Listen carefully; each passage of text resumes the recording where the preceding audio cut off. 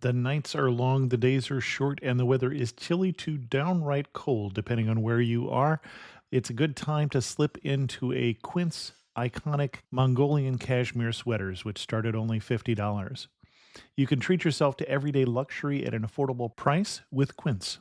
If you really want to dive into luxury, you can check out their leather handbags, washable silk shirts, and European linen sheet sets.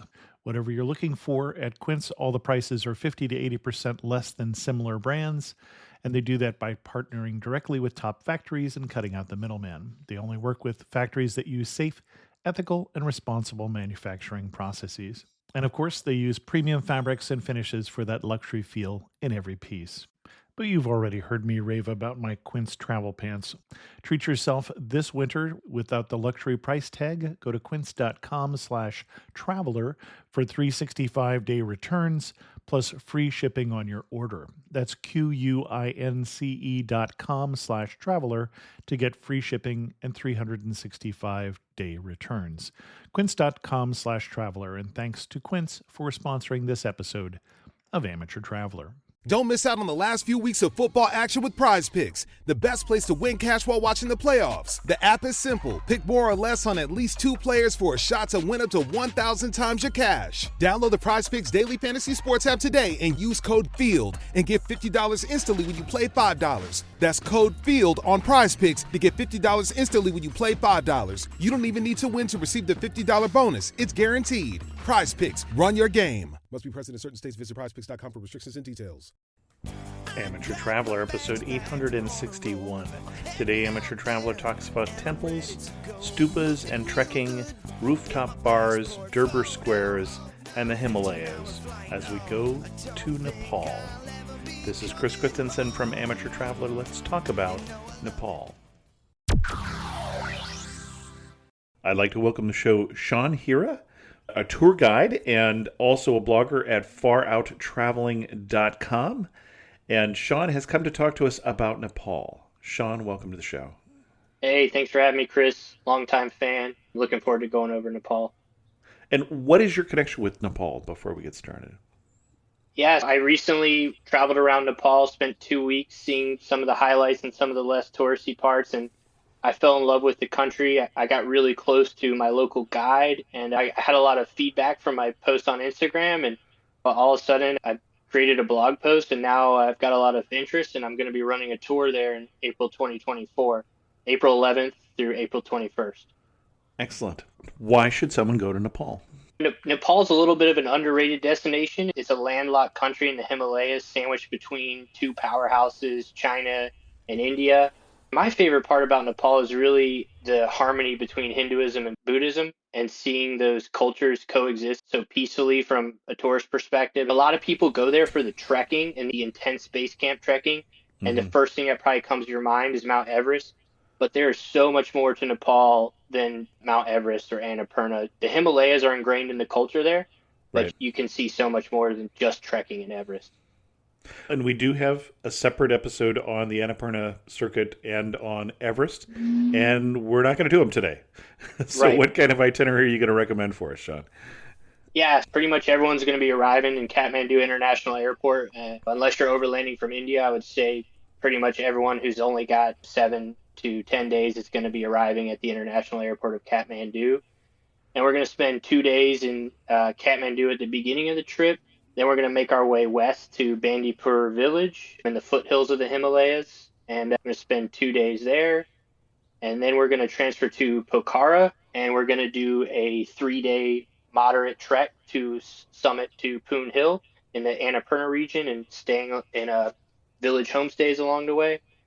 And we're going to come back to Pokhara and spend a day there. And then we're going to fly back to Kathmandu for 1 day and experience the things we didn't get to do at the beginning in Kathmandu. Excellent. So you started us in Kathmandu. What are we going to see in Kathmandu? Right. Most backpackers are going to stay in Tamel, the touristy hub. However, Okay. I actually recommend staying in Patan, Durbar Square. It's about 30 minutes south of Tamel, and it's easily accessible from the airport. And Tamel is for those who prefer the backpacking touristy area and the hustle and bustle. But I prefer to stay in Patan at the beginning of the trip and Tamel at the end of the trip. And the reason I prefer to stay in Patan is because Patan Durbar Square is the most beautifully preserved historical area in Nepal, in my opinion. And it's got one of the three Durbar squares in the Kathmandu Valley. And in my opinion, it's the most well preserved. Kathmandu was hit by the earthquake in 2015. So you have the Kathmandu Durbar Square, which was pretty heavily impacted by that earthquake. You've got Bhaktakpur Durbar Square, which is a little bit further away, is more of a day trip. And then you've got Patan Durbar Square, which is very well preserved. And it feels very local and more slow paced. And the Durbar Square is just absolutely beautiful. For this itinerary, I'm going to assume we're going to stay in Patan for the first 2 days, and then at the very end, on our last night in Kathmandu, we'll stay in Tamil. And you said of the Durbar squares, what's a Durbar square, Sean? Great point. These are the medieval historical cities in the Kathmandu Valley that were the historical capitals. There used to be three different kingdoms, Bhaktakpur, Patan, and Kathmandu, and now these cities converged into the greater Kathmandu Valley. So you really will be going back in time and seeing the temples and the shrines and the Hindu culture in these Durbar squares. And what I'm seeing is the Durbar Square was where the prince used to receive people. So it was the formal reception, outdoor reception hall for the prince of the place. Yep, absolutely. You can see old baths there and old stepwallas and a bunch of temples and cows and monkeys. And again, a stepwalla. Yep. You're talking about a stepwell. Yeah, stepwell, but that's what they call them in India and Nepal, is stepwell. Yep. So they're very symmetrical, beautiful architectural baths where the water flows. Yep. That's okay. I'll just ask for clarification occasionally, just make sure that everybody's on the same page with us. What else are we doing in Kathmandu besides staying in Patan Durbar Square? Yeah, so the first day, I'm going to assume a little bit jet lagged and not a full day because we arrived internationally. Usually on my first day, I just take it a little bit easy and battle the jet lag. So what we're going to do is we're going to do an orientation walk around Patan Durbar Square, and we're just going to marvel at the historical architecture and all the temples and shrines, and we're going to walk along the bazaars. And then at nighttime, I like to head to a rooftop overlooking the Durbar Square and have some of Nepal's famous dish, momos, and then a Barasingi beer, which is a local Nepali Pilsner, which ended up being my favorite go-to beer the entire trip. They have a bunch of rooftops overlooking the Durbar Square in Patan where you can relax and take in the city. Patan doesn't have much of a nightlife. That's more of Tamil. Patan, we're here to fight the jet lag and call it early on day one. Now, you were talking about doing a tour here. Obviously, people can come with you next April, but when you went the first time, you did not come with you, as it were. You did not do your tour. So how did you find a tour guide to understand what you were seeing? Yeah, I signed up for a trek, and he does like the cultural highlights as well beyond just trekking. He runs trek to Everest Base Camp, Annapurna. He does food tours in Tamil. So I actually just linked up with him as an independent guide and got really close to him, picking his brain, asking a bunch of questions from the Maoist civil war that happened in Nepal a couple decades to Bollywood movies that he recommends. We just became really close, and he showed me Patan. So that's where I fell in love with Patan, and it was my favorite area in the Kathmandu Valley. Okay. What else are we going to do in Kathmandu? Yeah, and for Patan, it's a little bit less touristy than Tamil, as I earlier mentioned. And just for accommodation, I recommend Hotel Traditional Stay. It's a nice traditional hotel that serves breakfast every morning and has quality drinking water. And it's right adjacent to the Durbar Square in the heart of the historical district. Okay. And then the next morning, I've got a full day of Kathmandu sightseeing. So we're going to wake up pretty early, ideally before sunset, probably since we're pretty jet lagged. And we're going to catch a taxi to Bodhanath Stupa, which is one of the largest stupas in the world where Tibetan monks have their morning rituals and they circumnavigate the stupa. So we're going to go at sunrise and join the monks, and we're going to be respectful. And we're going to pay a small donation, and we're going to slowly circumnavigate the stupa, and we're going to circle the prayer wheels and just admire the monks and their morning routines. It's a very spiritual experience, and it's a very large, beautiful stupa with the Buddha eyes and the prayer flags fluttering everywhere and incense burning and bells jingling. And it's really peaceful there in the mornings. And also along the walkway, when you're walking around the stupa, they have plenty of 2-story restaurants. So after you spend your time circumnavigating the stupa, and make sure you always circumnavigate clockwise, just follow as the Buddhists are doing. There are restaurants there. So I recommend going up to the second story of one of the restaurants overlooking and getting a breakfast and a coffee at the Budnath Stupa. Okay. Yeah, after spending your morning or a couple hours at that stupa, we can either walk. It's a probably about a 2 mile walk, or you can take a quick taxi to Pashnupatinath Temple. Apologies for butchering the pronunciation, but this is a sacred Hindu temple where the Hindu cremations take place. It's along the holy Bagmati River in Nepal, and it's really a beautiful Hindu temple complex. And foreigners are not allowed right riverside where the cremations are happening. However, you can go up to the back side of the temple and you can have a great view overlooking the river, and you can see the temple complex in the background. It might be similar to Varanasi, India, if Mm-hmm. you've ever been there or I you're, have. yeah. So it's very similar to the sacred Ganges, but it's for Nepal. It can be quite intense. There's going to be monkeys all over the place. There's going to be bodies burning. There's going to be sadhus, the holy Hindu men, asking to Mm-hmm. bless you and asking for donations. And there's going to be cows mooing and pooing all around you. So it is quite the intense experience. And you're really going to be like, wow, welcome to Nepal. First full day, and you're really jumping in the thick of it. But it's a must see in Nepal. And it's a really beautiful temple complex. You can wander around there, and there's a lot to see. Okay. So after that, I figured I'd take up most of your morning, if not into the afternoon, and it's really great experience. We just got to visit one of the holiest Buddhist shrines and the holiest Hindu temples back to back. It's a really unique experience of Nepal, of being able to walk in between those two destinations and two of the most spiritual places in Asia within walking distance of each other, of two of the major religions in Asia. But after experiencing those spiritual places, we're going to head to Tamil. And that's where I really recommend my guide for a street food tour. Tamil is quite intense. If Old Delhi and how intense Old Delhi is in India, it's very similar to that, where Google Maps doesn't work. It's a bunch of alleyways where congested with people and hawkers and cows and motorbikes whizzing past. So it's very challenging to navigate on your own if it's your first time in Nepal.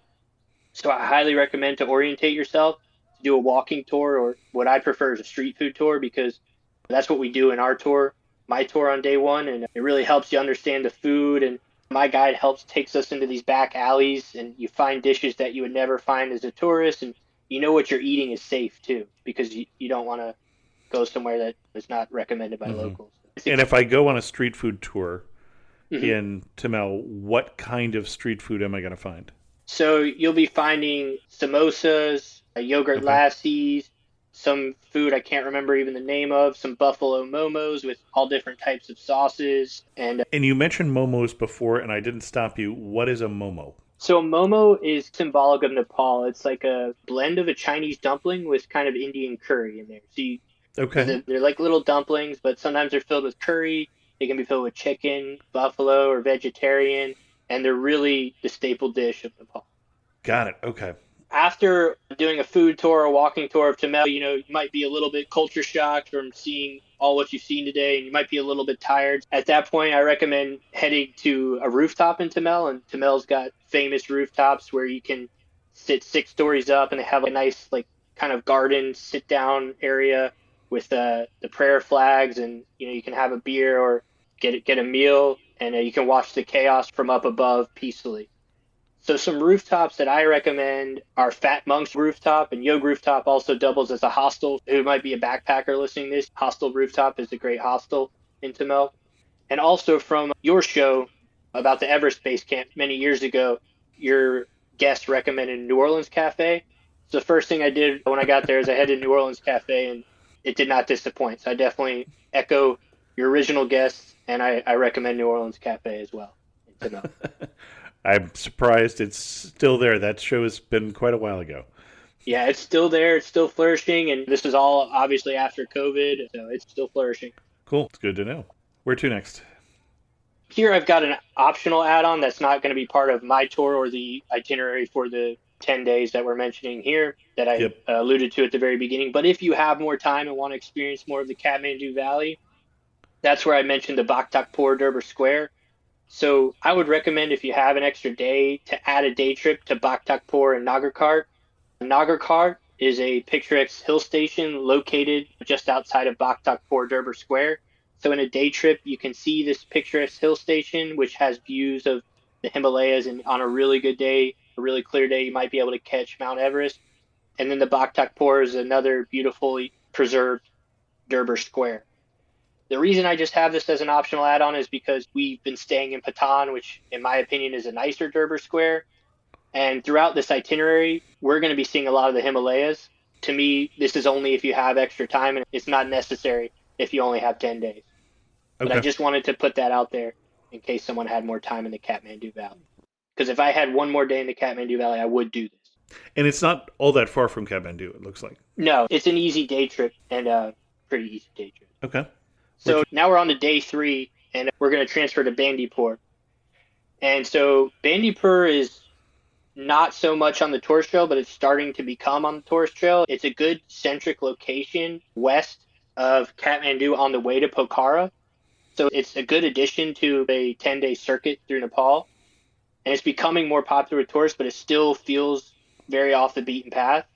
And to get there, if you have, like in our journey, we hire a private driver who has passed many safety records, and we have our own private minibus, because trying to navigate public transportation in Nepal can be overwhelming, to say the least. I think if you take public transportation, the journey can take anywhere from 8 to 12 hours. The mountain roads are very windy with a lot of traffic. There's a lot of construction going on there to improve the infrastructure. But if you have a private driver, you can usually get there in 4 to 5 hours. I would recommend splurging on a private driver. However, if you're a budget backpacker, it is possible to take a bus. It might be uncomfortable and you might be crammed in there, but it's doable. So it really is an epic drive from Kathmandu to Bandipur. You drive adjacent to the Trishuli River, and you'll be passing remote villages along the way. And those villages will be like very lush with steep green rice fields. And they'll be at the foothills of the Himalayas. And this will be like the breadbasket of Nepal. So it's very Okay. green and lush, but you can also see the foothills of the Himalayas in the background. And so And this after is that, not a big city. We're going out here to a village in a rural area then. right, this is Bandipur village. Okay. As you just mentioned, Bandipur is a village. It's very small and walkable. My group tour, we stay at the Bandipur Village Inn. It's an eco-resort perched in the foothills overlooking Bandipur's rice terraces. Bandipur being a village, it can feel a little sleepy, but this hotel, this eco-resort, is a great place where you can have a little bar there and you get breakfast and you have beautiful views overlooking the steep rice terraces and the foothills of the Annapurna. And when I come to Bandipur, I just really embrace the quaint vibes, and I really relax there and get ready for our trek in Pokhara. So you really want to embrace the relaxing vibes in Bandipur. It's a sleepy village that's very authentic, and it gets you a good feel of Nepali countryside life. Okay. And so after checking in, we do an orientation walk around Bandipur and just admire the amazing views while taking in the local village life. And you can easily walk around all the beautiful temple complexes and the local bazaars. And then I highly recommend one of the 4 restaurants in the main strip area next to the local bazaar. They all have these back patios that are overlooking the Himalayan foothills. And there's nothing better than just hanging out back there and having some momos and another Beresingi Pilsner beer and watching the sunset. It's absolutely beautiful. And it's one of those villages where you'll hear roosters crowing and you'll be passing by goats, and there's not many cars here at all.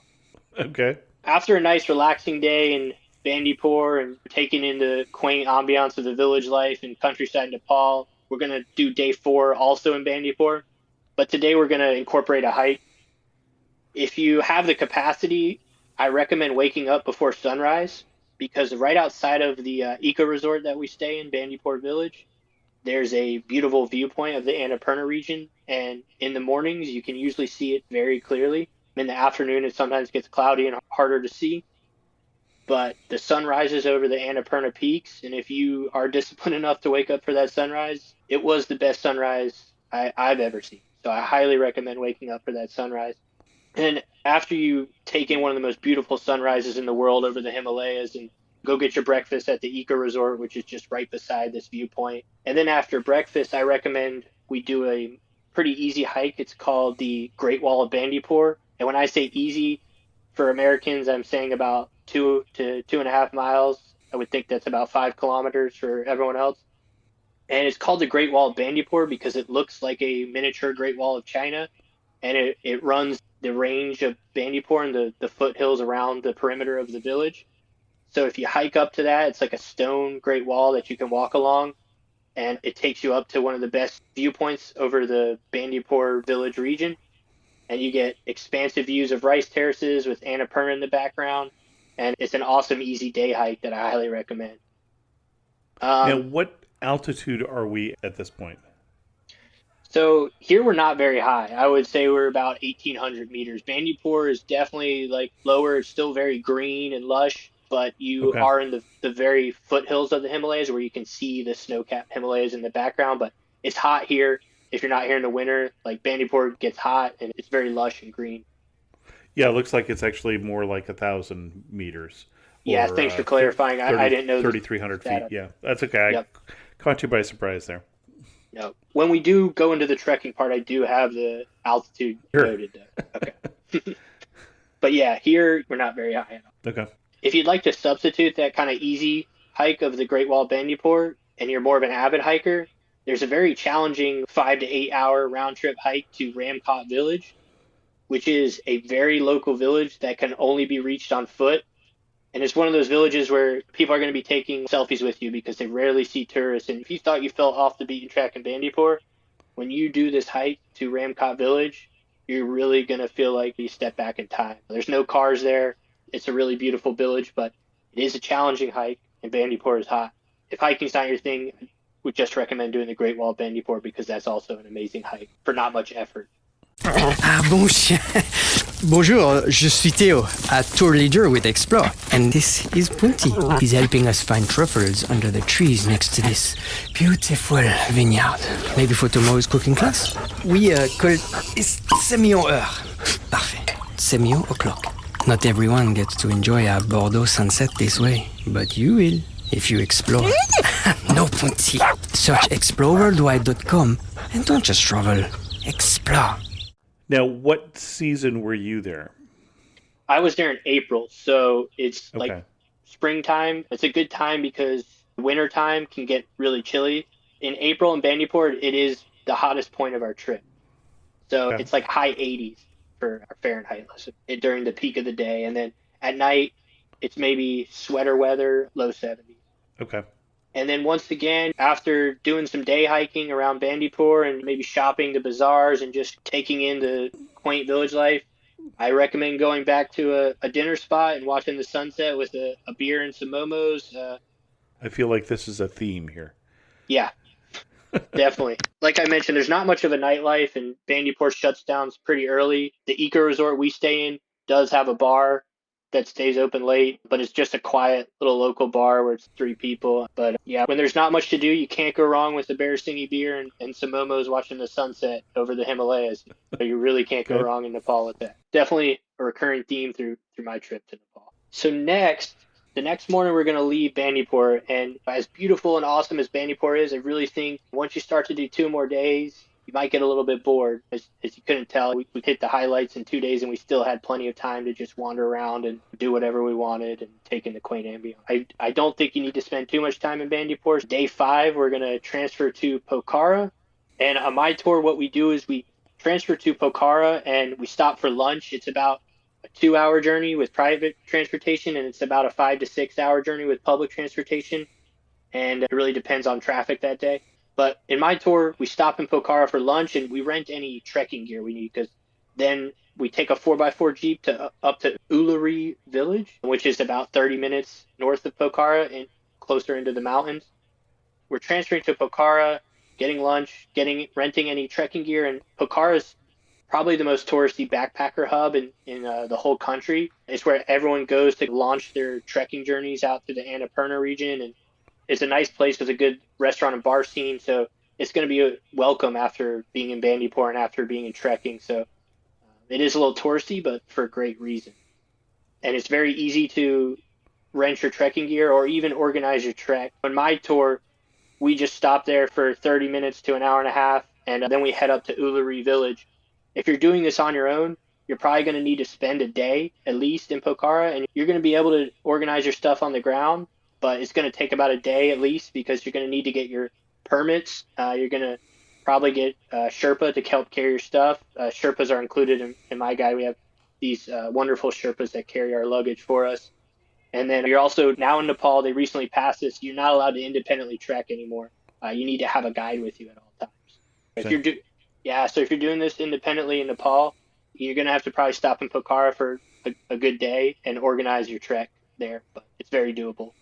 And I am assuming that they passed that rule because some tourists got themselves in trouble at the least. Probably that. Also, it's a good way to bring money into the tourism economy. Sure, I think Nepal got hit pretty hard from COVID. Nepal's pretty dependent on trekkers coming in the tourism industry. That makes sense. And I should have mentioned this at the beginning. Nepal is a very cheap destination. There's also the infrastructure is built around tourists coming to trek. So there's a lot of competition, and it's not hard to travel Nepal. But I recommend doing a tour because you would need more time if you're going to organize it all on yourself on the ground. But if you have limited time, then doing it on a tour, it's much easier. But if you have 2 or 3 weeks and you're flexible with your itinerary, it's not that hard to travel. So I'm getting the impression if I go to Uluru, I'm not going to have trouble finding a guide or an outfit if I'm there by myself. It's just got to take a little time. Let me clarify. If you go to Pokhara, so in my guide, you are going to have a hard time getting to Uluru village on your own without spending a day in Pokhara and organizing it yourself. Got it.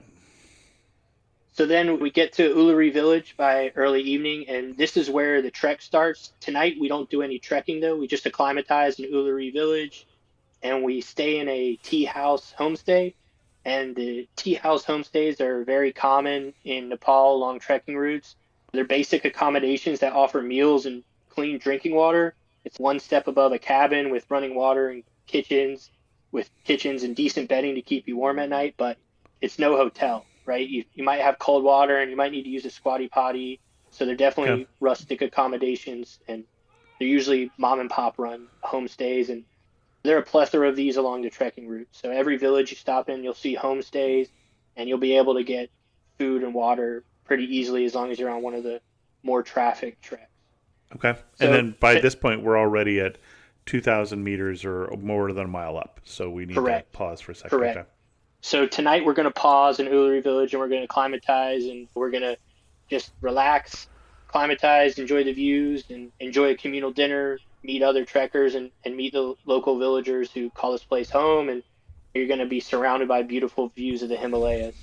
And I mentioned we transferred to Pokhara and we rent any trekking gear. I always rent poles when I'm there. The poles help a lot, and they're very cheap, and it's very easy to rent. You're staying in tea houses, so you're not renting tents. No tent. That's the beauty of Nepal is you don't carry a tent on your back, and there are Sherpas who, as I mentioned, Nepal is very affordable. So my tour, we pay Sherpas to carry all our stuff. So really, all I carry is a camelback with water, a few granola bars, and trekking poles. Okay. And the Sherpas actually will carry 2 bags, and they'll hike way faster than us. So your bags will always be waiting on you at the next tea house. Yep. So the next morning, we start our trek, and we're going to start nice and early. And we're going to trek to Gorapani village, and it's a moderate 4 to 6 hours of ascending, and Gorapani is at 2,800 meters. So we're starting to get high. Here you may want to have a sweater, a snow cap, or some gloves for when the sun's not peeking out, but the temperatures can vary a lot. Like when the sun comes out from behind the Himalayas, it'll get hot quick. So you want to have some layers with you to be able to easily change in and out of layers and regulate your body temperature. And today we're just trekking through the beautiful Himalayas. We'll be passing monasteries, temples, local villages. And as I mentioned, it's a 4 to 6 hour, absolutely beautiful hike. This is the highlight of it. It's a great day of trekking, and it's not too challenging as long as you're in decent shape and able to push yourself a little. It's pretty doable. And then upon reaching Gorapani, it's going to be the same as the last night. We're going to relax, acclimatize, enjoy the homestay. We'll be staying at another tea house homestay, and we're going to enjoy another communal dinner around the fireplace and just relax and enjoy being in the beautiful Himalayas.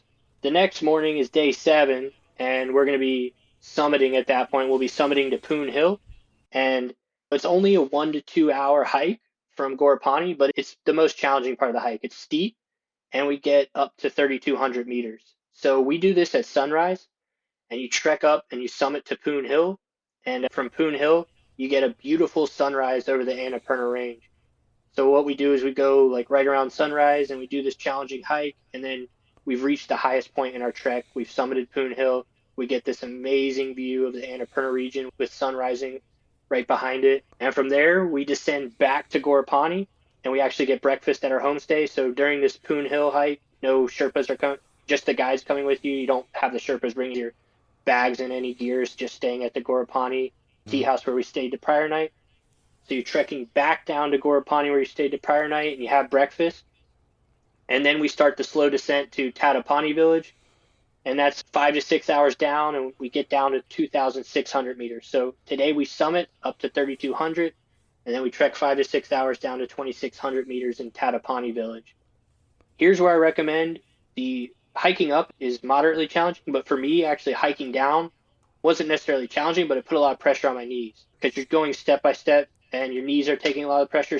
When I go back, I'll probably bring knee pads with me just to help, or knee braces, just to help absorb the downward momentum all day and the stress on my knees. Interesting. So here we're going to stay in another tea house in Tadapani village, and this is our last night in a tea house homestay. Then after enjoying one last night in a tea house homestay, we're going to wake up the next morning on day 8, and we're going to trek to Gandruk village, which is a much easier 3 to 4 hour descent. And once we get to Gandruk, we're going to celebrate with a lunch and cheers to one of the best treks of a lifetime. And after that trek, our 4x4 Jeeps are going to pick us up and take us back to Pokhara. In Pokhara, we're going to stay where I recommend is Hotel Lake Star, which is right next to Lake View in the tourist district. And as I mentioned earlier, Pokhara is a little touristy, but after trekking through remote villages, you're going to be happy to be in a kind of touristy area with a plethora of restaurants and bars, and there's a lot going on in Pokhara for good reason. And they've got a beautiful lake right in the center. After checking in the hotel, you might want to R&R a little, take a little nap and recovery. But then I recommend going out on the town and going to one of the many lakeside bars. It's got a very backpacker, eclectic party scene going on there. There's a lot of live music. There's great food. So I usually like to take my group to a lakeside bar and just celebrate a great trek. And yeah, that's the evening in Pokhara. So after a night out in Pokhara, we're going to sleep in, and day 9, I usually take it easy. It's a free day in Pokhara, and some great things to do are there's the World Peace Pagoda, and there's a giant Lord Shiva statue on the hill overlooking Pokhara. You can take a taxi up there. It's about a 20-minute ride up a very steep hill. And I highly recommend going there to see this giant Lord Shiva statue where Hindus will come and pay their respect. And it's a magnificent shrine overlooking Lake View and the city of Pokhara below. And there's also the Buddhist World Peace Pagoda there. So there's another example of Nepal. If you've got this giant World Peace Pagoda where Buddhists come, and then you've also got the giant Lord Shiva where Hindus come, and they coexist right beside each other. And then after that, I always get a trekker's massage to recovery. There's plenty of massages and spas around Pokhara that cater to trekkers who just got done doing a grinding trek. So you can get a recovery massage. You can go to a spa. There's great shopping options. As I mentioned, Pokhara is very touristy, so there's a lot of competition. And Pokhara is actually where I found the cheapest prices for tourist souvenirs, that and Tamil. So here's a good place to shop. And what kind of tourist souvenirs did you buy in Pokhara? I got like a shirt that showed Mount Everest. I got a bag for my wife. There's some bags. I got the traditional Nepali Nawari hat. I got Nepal, just some basic touristy stuff. There's also very popular are the singing bowls. So they're the healing Tibetan bowls that they will let you do a test on. You go in their store and they'll put it up to your heart, or if you have a stiff back, they'll put it up to your back and they'll put it up to your head, and they spin around, and it gives a nice monotone, ominous like vibration noise, and it's what the Tibetans use to meditate. Okay. There's also Lake View, which is at the center of Pokhara, and I highly recommend renting a little paddle boat for sunset and going out there and just enjoying the sunset and paddling around Lake View. It's very easy and simple and cheap to rent a boat. You don't need a guide or anything. They just make you wear a life jacket and you just paddle out in a canoe or a kayak, and it's really enjoyable watching the sun. Okay.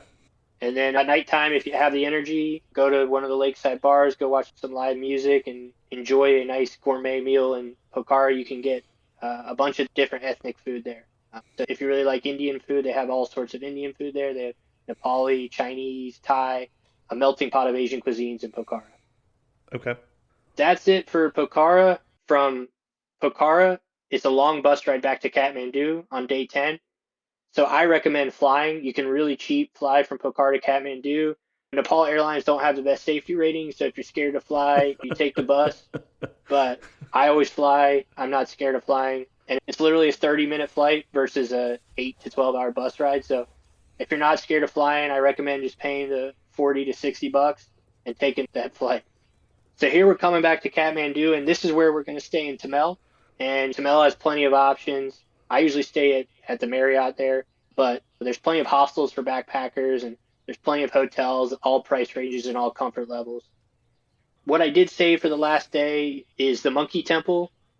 And it's overlooking Kathmandu Valley. It's another giant stupa. It's a pretty popular tourist site in Nepal, and you hike to the top, and there's so many monkeys along the way. That's why they call it the Monkey Temple. The official pronunciation is Swayambhu Stupa. I'm definitely butchering that pronunciation, but that's why they call it Monkey Temple, because the Westerners can't pronounce the name of the stupa. I definitely recommend your last day in Tamel going to look at the Monkey Temple with beautiful views over the Kathmandu Valley, and you'll watch a lot of cheeky monkeys that'll steal Cokes, and they'll watch your sunglasses or don't have any food out because they're used to picking off the tourists. So that's how they survive. Okay. And then, yeah, you got one last night in Tamel where you can go back to New Orleans Cafe, which is what I always do because I love that place, and thankful for your first guest recommending that. Or you can go to Yog Hostel Rooftop, which has great vibes, and you can see the city.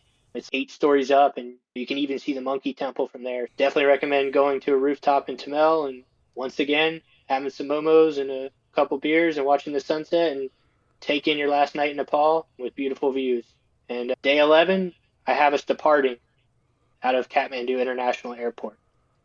And a just quick optional add-on that I wanted to recommend, I did this myself, is if you're not into trekking or if you have more time, there's a small town in the Kathmandu Valley about 45 minutes to an hour southeast. It's called Panauti, and the community runs a great homestay program. You can Google Panauti Homestay, and the local women run a really good homestay program where you'll be staying with an auntie, which is what they call in Hindu culture, like a mom who looks after you or someone you look at endearing as a mother. You call her auntie. And they'll take you into their homes, and they'll cook for you, and you'll stay in their actual homes. And they have a cultural event, and they do a cooking class with you, and they'll take you on a walking tour of the city. Panauti's Durbar Square is actually a UNESCO World Heritage Site. It's at the confluence of 2 sacred rivers, the Roshi and the Panumati. So it adds a spiritual significance and natural beauty to Panauti, and it's not super touristy. If you really want a local Nepali cultural experience, I highly recommend the Panauti homestay. It's a really well-preserved ancient city, and I recommend 2 days, and I think if you stay there more than 2 days, you start to get a little bored. I think you can see everything in 2 days. Excellent. Anything else you want to tell people before they head to Nepal? Yeah, if you've never been to India or you've never been to Asia, Nepal can be quite intense, and I recommend if it's your first time in South Asia, it's really worth getting a tour. And I know I'm biased saying that, but we understand that, yeah.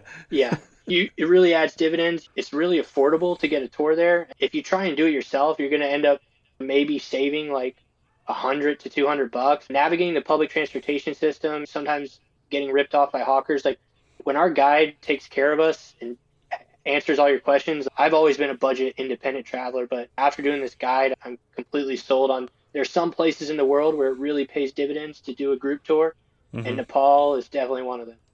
Okay. You're standing in the prettiest spot in Nepal, or at least the part of Nepal we talked about. Where are you standing and what are you looking at? I think you might have been able to guess this. I'm sitting at that restaurant in Bandipur, overlooking the foothills of the Himalayas, with a bear singing in hand and a plate of momos in front of me, and I'm watching the sunset, and I'm hearing local village life go by. I was pretty much willing to bet that, but I had to ask. Safe bet. One thing that makes you laugh and say only in Nepal. It's a $30 visa on arrival. And when I showed up, it was chaotic, like classic South Asia. And the queue didn't really make sense, the line, and it was like a free for all. And I finally get up, and I didn't fill out any paperwork or anything. And the guy just says, give me money, give me money. And I give him $30, and he swishes me away. And I'm like, okay, I'm in Nepal. That's how I got my visa. And it's just a $30 visa on arrival. And I just had a guy say, give me money, give me money. Kept me moving. And if you had to summarize Nepal in 3 words, what 3 words would you use? Spiritual. Yep. Himalayas. And underrated. Excellent. Our guest again has been Sean Hira, and you may have gathered that Sean's running a tour next April. You can find out more at farouttraveling.com, or you can go to Sean on Instagram at SCHIRA125. Both of those links will be in the show notes or in the lyrics of this episode. Sean, is there any particular blog post at farouttraveling.com you want to direct us to for your best post on Nepal? Yeah, I've got a best Nepal itinerary with options. I've got my upcoming tour linked there as well with a bunch of detail on the tour, the price, the detailed itinerary, every hotel, all the names of the guides, and so on. If you just go to the upcoming tours in the Far Out Traveling page, you'll be able to easily find details on the tours. And if you just want to find more out about Nepal, I've got a best Nepal itinerary with options blog post, and I've got top places to visit in Nepal that include more places that are just on my Nepal itinerary mentioned in this podcast. Excellent. Sean, thanks so much for coming on Amateur Traveler and sharing with us your obvious love for Nepal. Yep. I hope everyone can experience Nepal one day in their life and the spiritualness of Hindu and Buddhist culture backed by the Himalayas. It's an amazing experience, and I've traveled to, I think, over 40 countries, and Nepal really sticks out for me. Thanks to the patrons of the show who help support Amateur Traveler financially. If you're interested in becoming a patron of the show, you can learn more by going to patreon.com/amateurtraveler. I heard from Frank recently who wrote and said, "Hi, Chris. Just wanted to send an email of thanks for your wonderful podcast. Unfortunately, ill health means I have been unable to travel to any of the fascinating destinations you feature for a little while. However, by researching, reading, and viewing other people's videos and photos online, I can make a virtual visit, which gives me a pretty representative experience. Art galleries and museums, for example, have their exhibits available to view online with lots of info and no one to get in your way of viewing. Many of my friends have suggested New Zealand as a place I should virtually visit. So next week, I'll be doing this with episode 797, Wellington with Kate, as a very thorough guide. It was a particularly great episode of the podcast. Thank you. Looking forward to going on more virtual holidays with you in the future. Best wishes from Frank." Thanks so much, Frank. Thanks for letting me know. Hope your health improves, and I wish you a virtual bon voyage for now. With that, we're going to end this episode of Amateur Traveler. If you have any questions, send an email to host@amateurtraveler.com, or better yet, leave a comment on this episode at amateurtraveler.com. And thanks so much for listening.